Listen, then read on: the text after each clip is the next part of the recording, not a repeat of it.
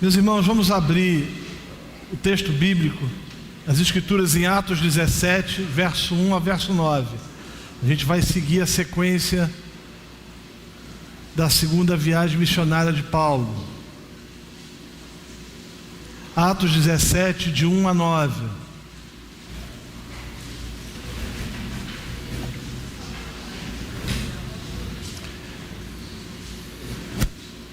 Diz a palavra do Senhor: tendo passado por Anfípolis e Apolônia, chegaram a Tessalônica, onde havia uma sinagoga de judeus.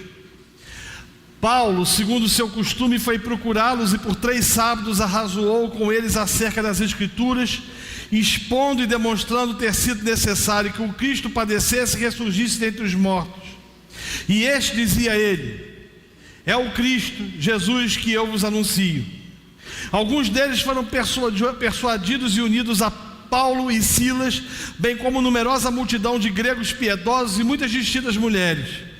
Os judeus, porém, movidos de inveja, trazendo consigo alguns homens maus entre a malandragem, ajuntando a turba, alvoroçaram a cidade, assaltando a casa de Jasson, procuravam trazê-los para o meio do povo. Porém, não os encontrando, arrastaram Jasson e alguns irmãos perante as autoridades, clamando: esses que têm transtornado o mundo chegaram também aqui, os quais Jasson hospedou. Todos esses procedem contra os decretos de César, afirmando ser Jesus outro rei. Tanto a multidão como as autoridades ficaram agitadas ao ouvir essas palavras. Contudo, soltaram Jasson e os mais, após terem recebido deles a fiança estipulada. Senhor, que Tu possas, através da exposição desse texto de Paulo e Silas em Tessalônica, falar aos nossos corações e nos levar a entender, a compreender que a missão que o Senhor nos deu é proclamar o Evangelho. Essa é a oração que fazemos em nome de Jesus. Amém, amém. Irmãos, antes de eu tratar especificamente do texto, permita-me fazer algumas considerações iniciais sobre a cidade de Tessalônica. Paulo, depois de pregar o Evangelho em Filipos, e você acompanhou comigo na palestra anterior, bem como estabelecer a igreja daquela cidade, porque a igreja foi estabelecida ali, ele se dirigiu a Tessalônica, tendo passado antes por Anfípolis e Apolônia. Tessalônica era uma cidade, ou fora uma cidade interessante. Ela foi fundada por um general de Alexandre chamado Cassiandro, e a sua fundação se deu em 316 a.C. Essa cidade, assim como Filipos, possuía também uma localização geográfica privilegiada e estradas importantes, como uma que se chamava Via Enátia. Essa via era considerada como rota obrigatória para tropas militares e caravanas comerciais que viajavam entre o Oriente e o Ocidente. Por possuir um tráfico, digamos assim, constante, Tessalônica podia ser considerada, e era considerada, um ponto estratégico e próspero. Era também um centro comercial, onde soldados, comerciantes, marinheiros andavam por aquelas ruas, proporcionando com isso a exploração do comércio, mas não somente isso, explorando também a perversidade sexual da cidade. Tessalônica possuía o principal porto do norte da Grécia. A cidade, naquele período, naquele momento em que Paulo lá chega, devia ter aproximadamente 200 mil pessoas. Portanto, era uma cidade importante, era uma cidade grande, significativa. Era também uma cidade escravagista, e é interessante que boa parte dos comentaristas acreditam que 2/3 dos que moravam em Tessalônica eram escravos. Além disso, Tessalônica sofria, e isso me fez lembrar muito do Rio de Janeiro, sofria as consequências da criminalidade. Era interessante que naquela época, os moradores construíam casas sem janelas por causa do número enorme de casas de arrombamento. Eu fico pensando se a moda pega aqui no Rio de Janeiro, em Fortaleza ou em outras cidades. Furtos e roubos Eram problemas em Tessalônica completamente fora de controle. Isso sem falar dos assassinatos que eram cometidos e o abandono de recém-nascidos. Os historiadores dizem também que a cidade que Paulo chega, ou Tessalônica, era uma cidade crescente, cujo número de divórcios, melhor dizendo, era crescente e revelava uma profícua crise nas famílias. Ademais, Tessalônica, como colônia romana, atraía ricos, comerciantes, latifundiários, militares aposentados, o que gerava uma grande desigualdade entre as classes sociais. Lembra que eu falei que ela possuía uma boa quantidade de escravos. Se não bastasse isso, Tessalônica era uma referência quanto à divinização dos imperadores. Era naquela cidade que possuía, que existia, um dos principais templos de culto a César. E a religião, é claro, ganhava espaços significativos. Por exemplo, em Tessalônica, você encontrava cultos populares ao lado de divindades herdadas do Olimpo, mas também você tinha cultos de deuses asiáticos e de divindades egípcias. Eu olho para Tessalônica e tenho a impressão de que a gente está olhando para uma grande metrópole do século 21, né? Se não bastasse isso, o judaísmo também se fazia presente ali. Em Tessalônica você tinha um grande templo à deusa Ísis, que ao lado de Cabiros, que era uma divindade protetora egípcia, se fazia presente naquela localidade, naquela região. Portanto, quando Paulo chega naquela cidade, ele chega numa cidade absorta em pecado, absorta em idolatria, em promiscuidade, uma cidade que estava mergulhada em violência, uma cidade que estava vivendo ou que estava experimentando o caos em todas as dimensões e todos os aspectos. Ele sai de Filipos, ele tinha pregado em Filipos, ele tinha estabelecido o evangelho na casa de Lídia, e você acompanhou comigo o que aconteceu ali. De fato, Paulo glorificou a Deus de uma forma fantástica naquele lugar, pelo fato de que a missão dele era pregar o evangelho. E quando ele chega em Tessalônica, ele encontra um quadro pior do que até então ele tinha visto em Filipos. E o que é que ele faz? Nada mais, nada menos, meus amados irmãos, do que pregar e anunciar o evangelho. Paulo, quando chegou a Tessalônica, conforme o seu costume, o que ele fez foi procurar uma sinagoga. Você lembra que eu falei? Paulo, sempre que chegava numa cidade, a primeira coisa que ele fazia era procurar uma sinagoga para pregar para os judeus. Ele fazia isso. Ele dedicava tempo a isso. Em Filipos ele não consegue cumprir esse propósito porque não tinha. E aí ele vai para a beira do rio, onde se tem a experiência de conversão de Lídia e com aquelas que com ela estavam.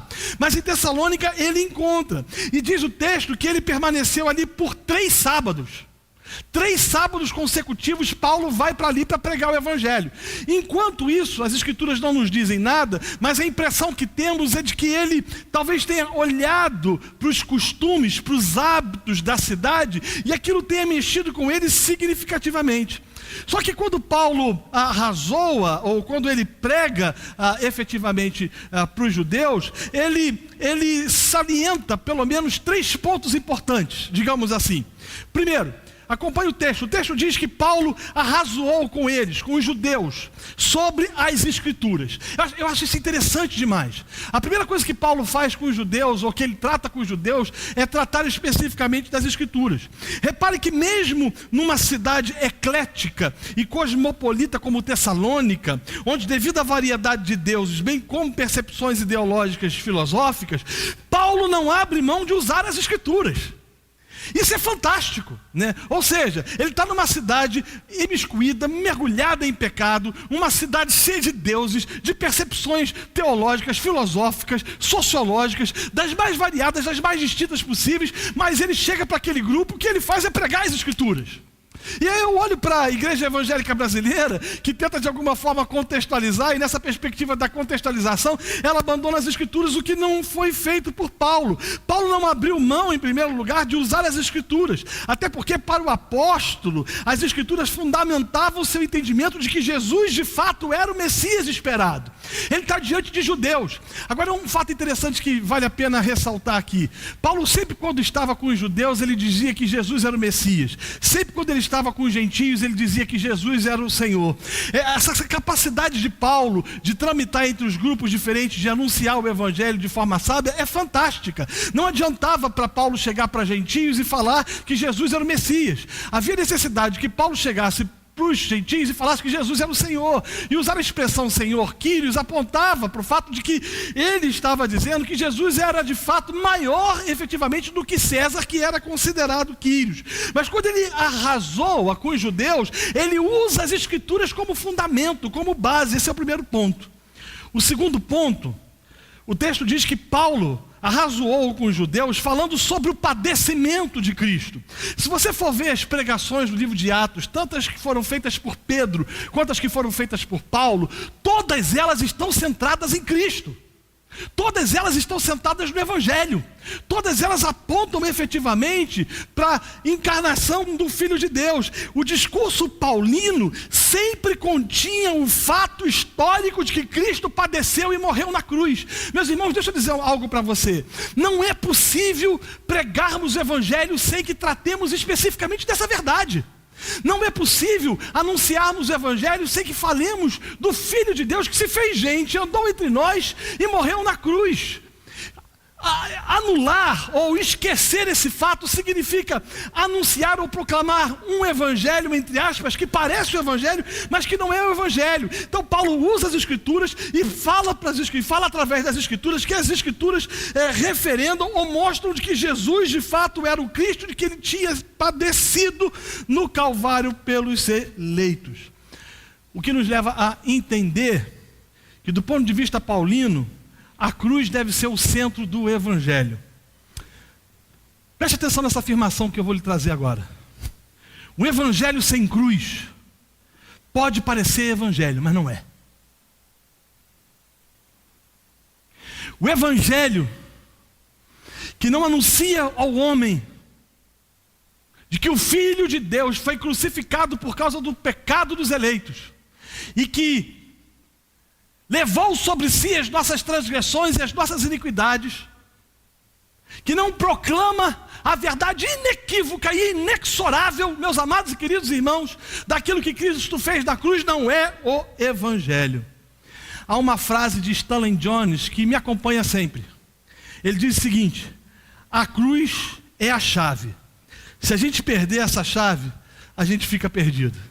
Talvez essa seja a razão porque a igreja brasileira se perdeu. Ela perdeu a chave. Ela não sabe explicar a cruz. Ela não sabe explicar o que foi feito no Calvário. Ela não consegue entender, discernir as verdades inequívocas. Ela não consegue discernir que os nossos pecados foram imputados a Cristo e que a justiça de Cristo foi imputada em nossas vidas. Ela não consegue entender que a salvação é pela graça, mediante a fé em Cristo Jesus. Meus amados e queridos irmãos, repare o que Paulo faz em Tessalônica. Ele chega naquele lugar, uma cidade cosmopolita, 200 mil pessoas, gente para todo lado, pessoas envolvidas com todo tipo de crenças e de fé, gente vivendo todo tipo de pecado, de promiscuidade, de iniquidade. Ele não tem outra coisa a fazer a não ser anunciar Cristo baseado nas Escrituras. Mas ele não somente fala sobre isso. O terceiro ponto que ele trata, quando ele arrasou com os judeus, é sobre a ressurreição de Jesus. E aí é a chave da coisa, ou a chave da história, ou do testemunho paulino, da pregação paulina, digamos assim. Ele diz que esse Jesus não somente morreu, mas ele ressuscitou. E ele está vivo. Esse Jesus ressuscitou dentre os mortos. Eu costumo dizer, meus amados irmãos, que as melhores notícias que alguém já teve vieram de um túmulo vazio. O que nós podemos e devemos proclamar aos homens é de que Cristo ressuscitou dentre os mortos. Sabe por que nós estamos reunidos aqui nessa noite? Nós estamos reunidos nessa noite porque Cristo ressuscitou dentre os mortos. Eu tenho horror ao discurso liberal. Os teólogos liberais, eles pregam pseudo-verdades, ou seja, mentiras descaradas. Eles dizem que o Gênesis, os 3 primeiros capítulos de Gênesis não existiram, que Jesus não fez milagres, que Jesus não andou sobre o mar. Eles dizem que Jesus não morreu na cruz do Calvário para expiar os pecados do pecador, de que Jesus não ressuscitou efetivamente, ele ressuscitou no coração dos homens. Eles dizem que a volta de Jesus não vai acontecer, porque ela vai acontecer no coração dos homens. Mentira deslavada. Nós estamos fundamentados, meus amados e queridos irmãos, nas premissas das Escrituras, que é o que fez com que Paulo pregasse. Pare para pensar.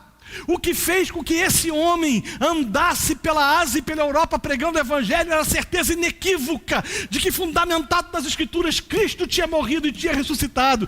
Ele foi preso em Filipos, ficou preso naquela situação de profunda dificuldade, sofrendo as agruras dos chicotes que tinham arrebentado com suas costas, e à meia-noite ele cantava porque ele tinha certeza de que Cristo tinha ressuscitado dentre os mortos. E o que faz com que ele pregue em Tessalônica é essa convicção de que o túmulo estava vazio. Paulo entendia que o Evangelho é a única mensagem capaz de transformar o coração do pecador e, por conseguinte, capaz de transformar o coração de uma sociedade. Por isso que eu não acredito no Evangelho social. Tem gente que diz o seguinte, e tem se tornou comum. Tenho visto pessoas falando, não, o homem é fruto do meio. E tenho visto pastores pregando isso. O homem é bom. Ele é como uma lousa em branco que sofre as consequências do mundo mal e forma e forja a ideia, ou forja as ideias dos homens a terem um comportamento tendencioso para o bem ou tendencioso para o mal. Fundamenta as suas perspectivas de John Locke, porque acham que o homem é bom. Não. A mensagem do Evangelho, ipsiliteris, é que o homem é mau. E Paulo olha para Tessalônica e ele fala o seguinte: que cidade desgraçada, que cidade miserável, que cidade perdida. Ele olha para os judeus e fala: Cristo, pelas Escrituras, morreu e ressuscitou. Robert Snickle disse o seguinte: o túmulo vazio de Cristo foi o berço da igreja. Se a nossa fé não fundamenta-se no fato inequívoco de que Cristo ressuscitou dentre os mortos, miseráveis nós somos. Você já parou para pensar o que é que fez com que Paulo pregasse o Evangelho? Com que ele saísse de Antioquia, fosse para Troade, de Troade para Filipos, de Filipos para Tessalônica, de Tessalônica para Bereia, de Bereia para Atenas, de Atenas para Corinto, de Corinto para Éfeso? Você já se deu conta de que é que fez com que Paulo passasse por situações difíceis e fosse para Roma? Era a convicção de que Cristo tinha ressuscitado dentre os mortos.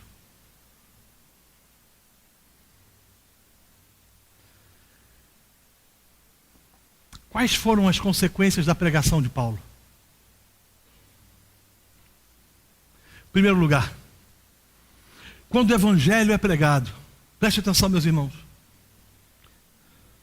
Quando o Evangelho é pregado, os eleitos são persuadidos e unidos a Paulo, e unidos ao pregador, e unidos à igreja, bem como aconteceu nesse episódio quando uma multidão de gregos piedosos e mulheres distintas abraçaram a fé.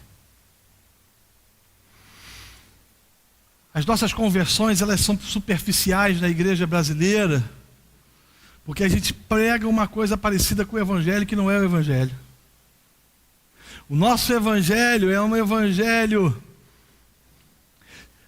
semi-pelagiano, e em alguns casos até mesmo pelagiano. A gente acha que o homem pode responder.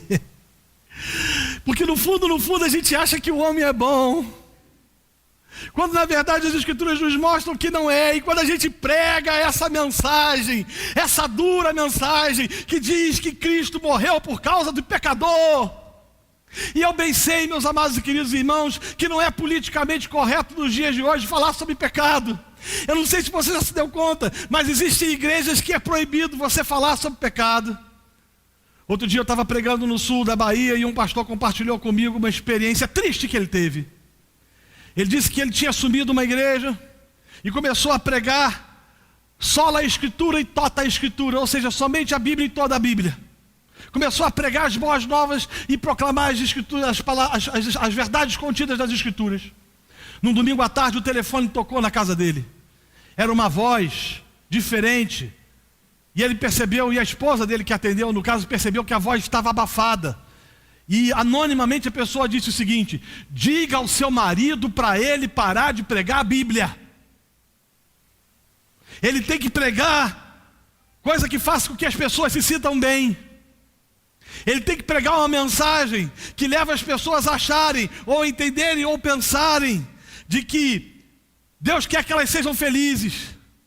E é claro que ele não se submeteu a essa orientação, digamos assim.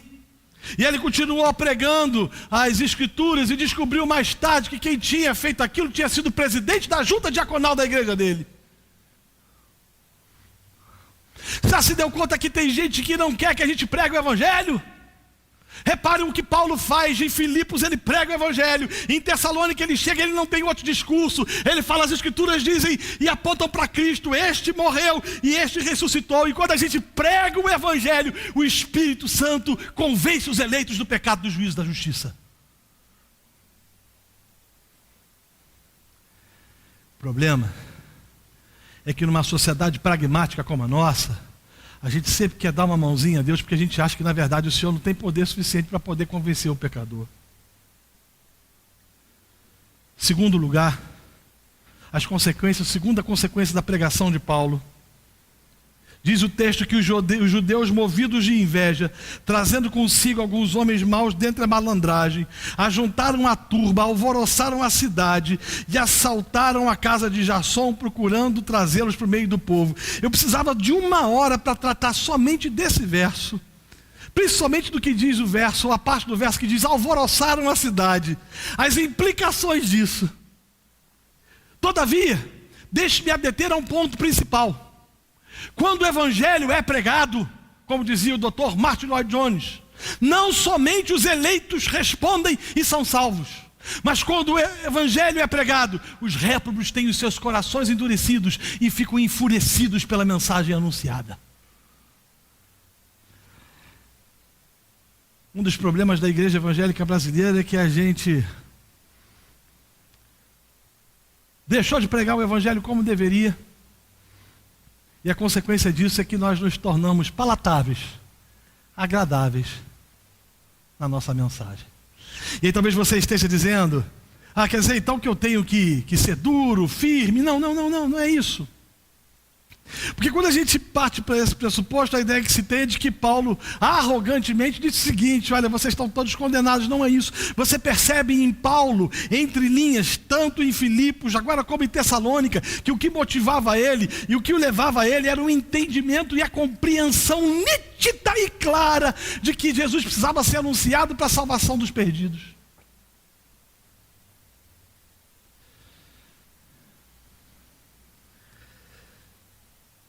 Terceiro lugar, ou terceira consequência da pregação. A mensagem paulina promove um santo transtorno entre os tessalonicenses, a ponto de eles afirmarem que aqueles que tinham transtornado ou transformado o mundo haviam chegado à cidade. Você entende a profundidade desse verso? Aqueles que transtornaram o mundo, que transtornaram a sociedade, chegaram aqui. Transtornaram com o quê? Essa é a primeira pergunta que a gente deve fazer. Transtornaram com suas pregações moralistas. Como eu falei na mensagem anterior, cuidado boquinha no que fala, cuidado olhinho no que vê, o Salvador do céu está olhando para você. Eu tenho horror a essa música de criança. Já ouviu essa música? A impressão que eu tenho quando ouço essa canção é de um velhinho de barba branca olhando lá de cima, de cara emburrada, com a camisa do Flamengo, falando horrores.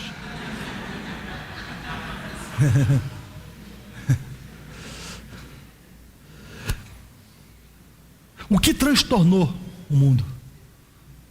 O que transtornou os tessalonicenses não foi a pregação moralista. O que transtornou os Tessalonicenses. Não foi pressupostos e conceitos religiosos de mais um Deus. Eles tinham deuses a dar com pau. Seria mais um. Em terceiro lugar, o que transtornou aquela cidade não foi o estabelecimento de conceitos religiosos que deveriam nortear a vida dos seus novos adeptos. O que transtornou a cidade, meus amados e queridos irmãos, foi o Evangelho.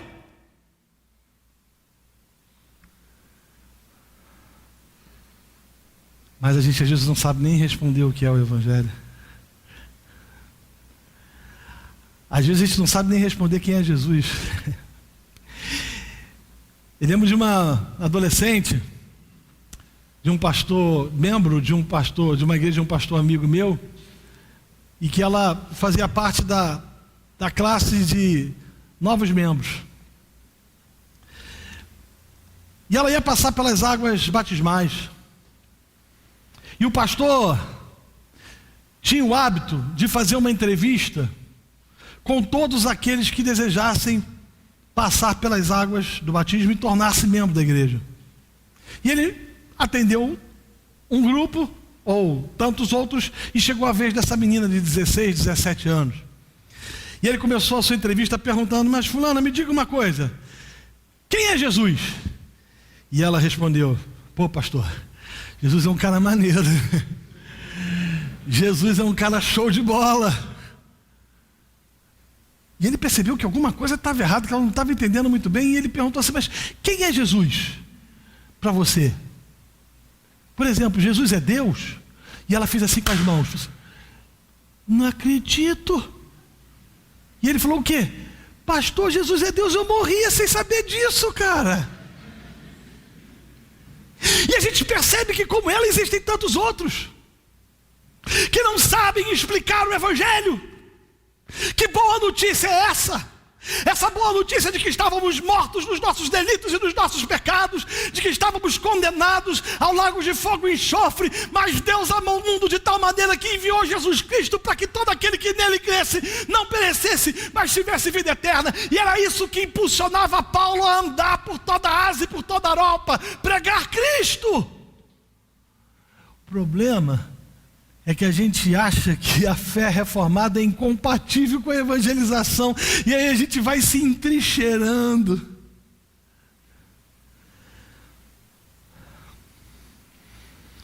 Na nossa igreja a gente tinha um trabalho que fazíamos no centro da cidade com evangelização de mendigos e, entre aspas, profissionais do sexo. Eu lembro que a gente chegou no centro da cidade e alguém chegou para mim e falou o seguinte: pastor, o bicho está pegando, linguajar carioca, acho melhor o senhor vazar. Depois eu lhe dou um dicionário de carioquês. E eu falei: por quê? Ele falou assim: rapaz, tem um pessoal aqui que ontem eles quebraram tudo aqui. Bateram em um bocado de gente, a coisa não tá legal, o consumo de droga aqui está terrível, melhor isso ir embora. Vai por mim. Quando ele falou isso, eu ouvi um grito atrás de mim: ah, é o bicho. Quando eu olhei para trás, tinha um travesti, 3x4, 5x6, 2 vezes maior do que eu, e olha que tem que ser bem maior mesmo, né? Grande, e ele olhou para mim e você via que ele estava transtornado por causa da droga.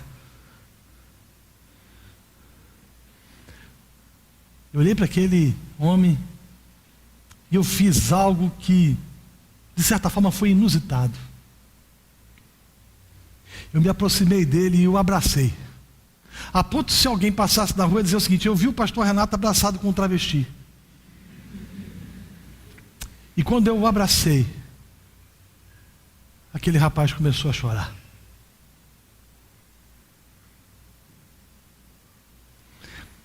E eu lembrei desse evangelho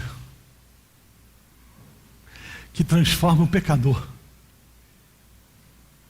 que salva os eleitos pelo poder da graça de Jesus Cristo.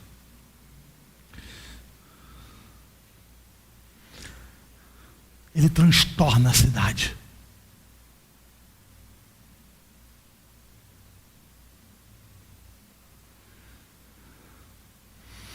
Ele produz um reboliço.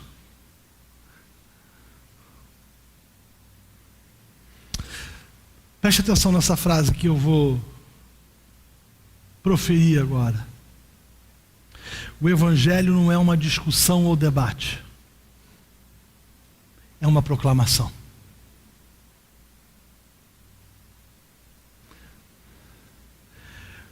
Como pregarão? Como crerão se não há quem pregue? Como pregarão se não há quem envie?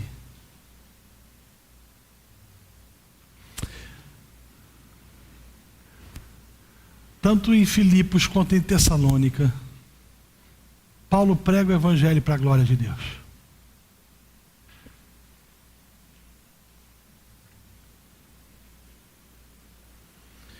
O que o texto nos ensina? Em Tessalônica, em primeiro lugar, Paulo nos ensina que nós não temos o direito de pregar outra coisa a não ser Cristo. Eu vou repetir isso. Nós não temos o direito de pregar outra coisa a não ser Cristo. E este crucificado.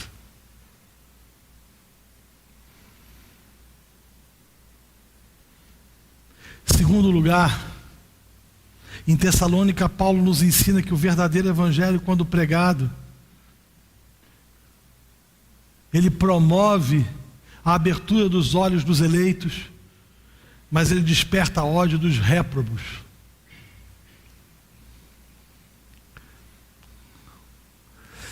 Não dá para ser politicamente correto. Em Tessalônica, em Filipos, em Atenas, em Bereia, em Éfeso, em Corinto, em Fortaleza, no Rio de Janeiro, em São Paulo, em Brasília, em Nova York, em Washington DC, em Paris, aonde quer que seja, não dá para ser politicamente correto. Nós fomos chamados para pregar o Evangelho, ainda que isso desperte ódio. O problema é que nós temos anunciado um Evangelho riponga, do Jesus Paz e Amor. De um evangelho que diz para o sujeito: Deus te ama e tem um plano na sua vida. Essa não é e nunca foi a mensagem dos apóstolos.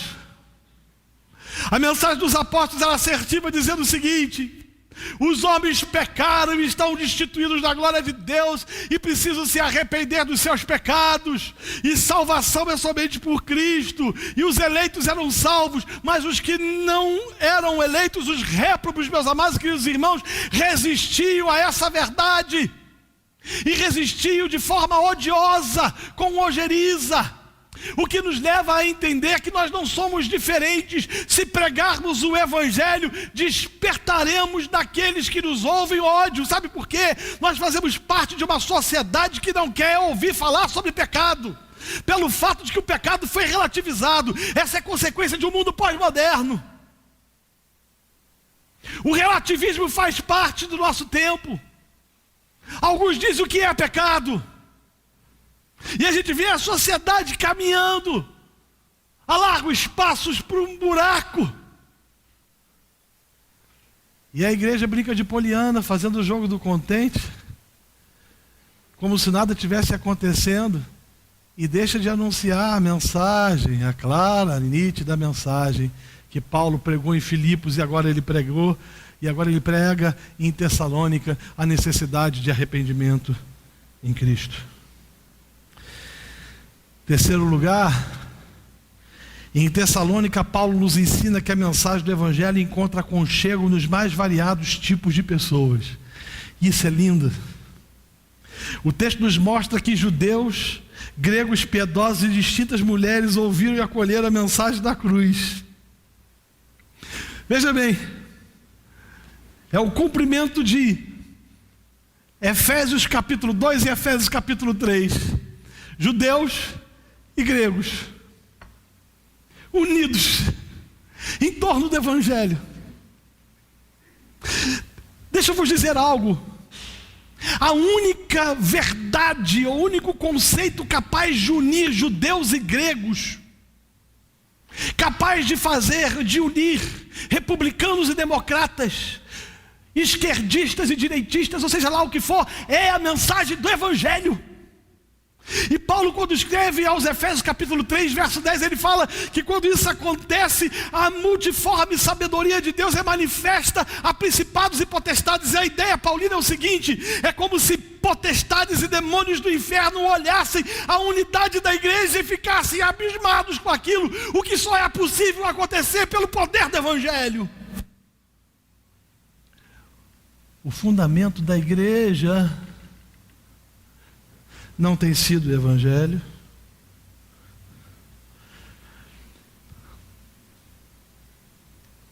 E quando o Evangelho é pregado, gregos, judeus e mulheres distintas são salvas pela maravilhosa mensagem da cruz. Quarto lugar, em Tessalônica, Paulo nos ensina que a mensagem do Evangelho é subversiva. E onde ela chega, ela promove mudanças individuais, sociais, coletivas e estruturais. Deixe-me repetir isso.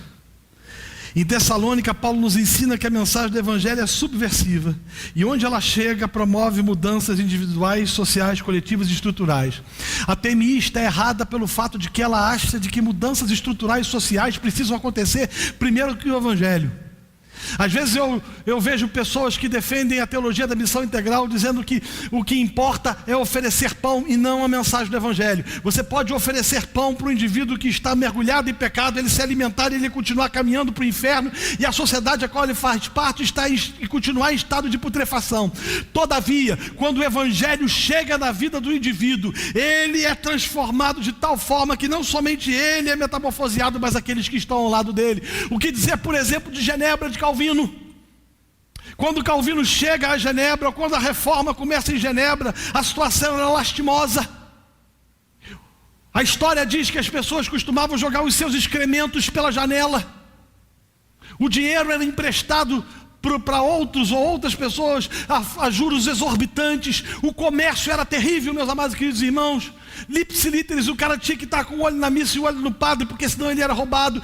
Havia uma lei em Genebra que dizia que o cara só tinha direito para ter uma amante até que o Evangelho chega naquele lugar. E Genebra se transforma num lugar absolutamente diferente. Quando você vai estudar a carta de Paulo aos Tessalonicenses, você vê que a igreja de Tessalônica se transforma, apesar das suas incongruências, apesar das suas patologias e idiosincrasias, ela se transforma numa igreja modelo. Mas ela fez diferença na sua cidade. E aí que está. A gente não tem conseguido fazer diferença na cidade pelo fato de que aquilo que a gente não tem, que aquilo que a gente tem pregado não é efetivamente o Evangelho. Paulo entende que o Evangelho é a mensagem. Os eleitos por Deus, salvos por Cristo, foram regenerados de forma impressionante. Em outras palavras, o texto nos mostra que a mensagem pregada por Paulo produziu uma radical metamorfose na vida dos tessalonicenses. Quinto lugar, e o que eu vou vos afirmar agora é tênue, é fino. Em Tessalônica, Paulo nos ensina que somente a mensagem sobrenatural do Evangelho pode produzir convertidos.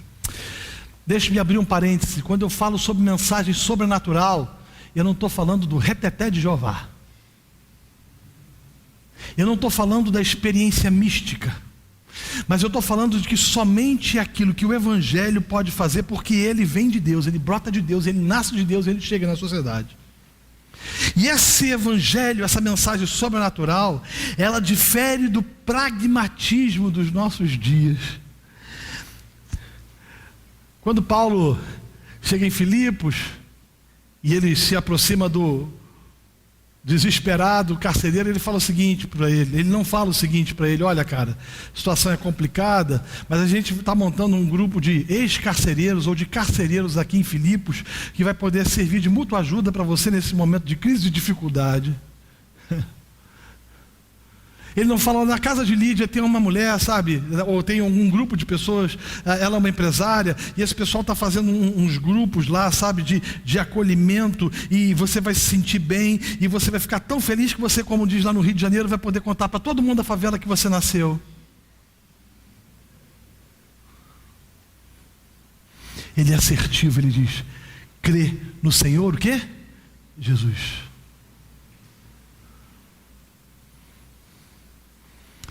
O problema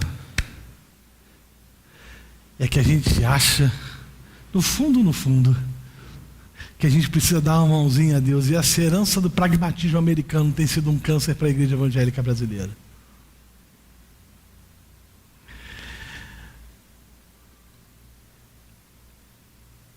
Em Filipos ele prega o Evangelho, em Tessalônica ele prega o Evangelho. E as cidades são transformadas pelo poder do nome de Jesus Cristo. E Deus é glorificado. Agora, ele é obrigado a sair fugido de lá. Tiram ele da cidade e o levam para Bereia. Porque os caras disseram o seguinte: essa mensagem, ela é um transtorno. Ela transtorna a cidade. Ela promove conflitos em nossa cosmovisão.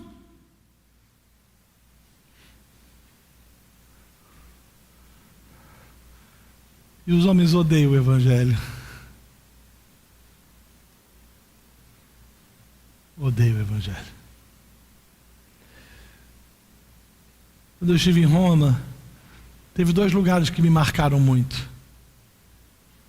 O primeiro deles foi o Circo Máximo, que ficava fora dos muros da capital, que era onde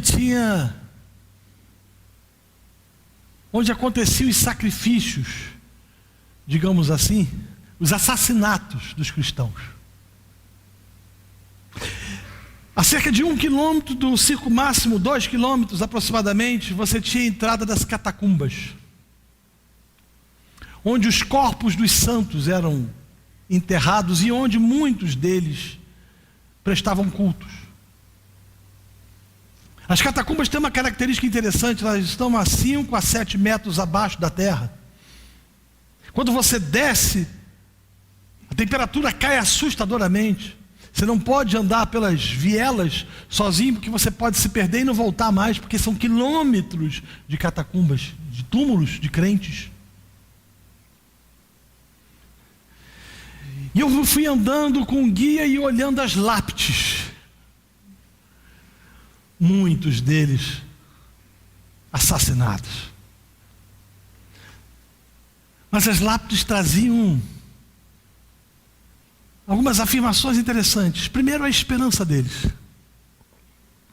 da vida eterna. E segundo, o prazer que tiveram de viver para a glória de Deus e de pregar o Evangelho. Pregar o Evangelho, meus irmãos, é muito mais do que ficarmos entrincheirados na internet. Eu estava no gabinete pastoral e chegou alguém na igreja, e não sei por que cargas d'água a secretária falou que ele podia conversar comigo. E o cara subiu, sentou na minha frente e ele falou o seguinte: eu quero te pedir 3 coisas. Eu falei: diga. Ele falou assim: eu tenho fome. Não coma 2 dias. Eu falei: isso não é problema. vou providenciar comida para você. O que mais você precisa? Ele falou: eu quero uma oração. Eu falei: isso não é problema. Eu posso orar por você. E eu estendi a mão e coloquei as mãos no ombro dele para abraçá-lo. Ele pegou a arma e botou na minha cabeça. Ele: por que você me abraçou? Sou ex-presidiário, na cadeia ninguém abraça ninguém.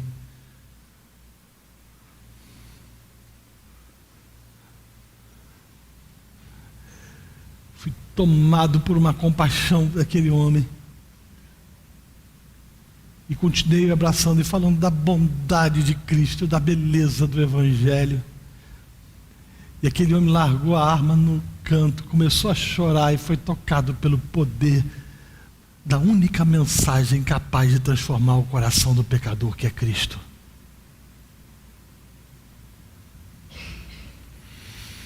E aí ele me fez um terceiro pedido. Falei: o que você quer mais? Ele falou: eu quero uma Bíblia.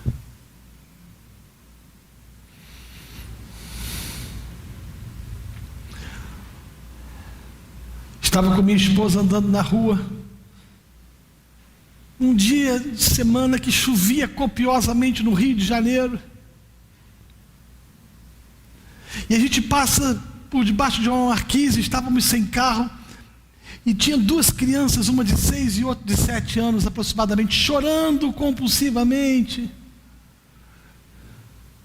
A gente se aproxima daquelas crianças e fala: o que houve?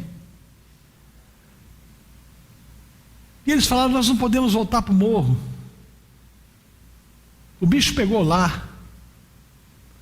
Fizemos algo maluco, pegamos 2 meninos, levamos para casa, demos comida para os meninos, trocamos de roupa dos meninos, cuidamos dos meninos. Eu falei: onde vocês moram? Eu falei: nós moramos na favela tal. Eu falei: amanhã eu vou lá.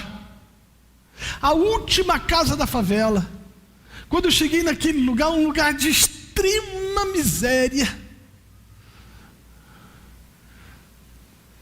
e a única coisa que eu podia falar para aquela mulher era do poder transformador do Evangelho, a mãe daquelas crianças. Anunciamos Cristo, Cristo, Cristo. Aquela mulher foi tocada pelo poder do Evangelho de forma fantástica. Ela, os 2 filhos e um outro que ela tinha, os tirei de lá, os levei para outro lugar, providenciei emprego para aquela moça, para aquela mulher. Ela foi salva, batizada, transformada por causa do poder do Evangelho.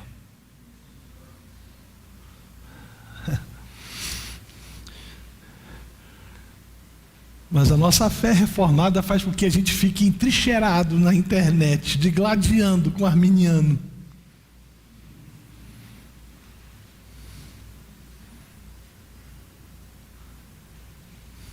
Paulo pregava o Evangelho. Em Filipos, ele canta. Ele canta porque ele sabe que os males espantam. Ele canta para a glória de Deus. Ele vive, ele leva a chibatada para a glória de Deus. Ele chega em Tessalônica, vê aquela desgraça toda e prega o Evangelho para a glória de Deus. Ele é escorraçado e é obrigado a ir embora da cidade para a glória de Deus. Que Deus tenha misericórdia de nós. E que Deus nos desperte para sairmos dos nossos bancos, dos nossos seminários, ávidos para pregar o Evangelho, como aquele relato que eu contei na primeira palestra, quando a moça disse para mim: por que vocês demoraram tanto para vir aqui? Como dizer para aquela mulher que a igreja evangélica brasileira é rica, mas não está preocupada em pregar as boas novas do Evangelho.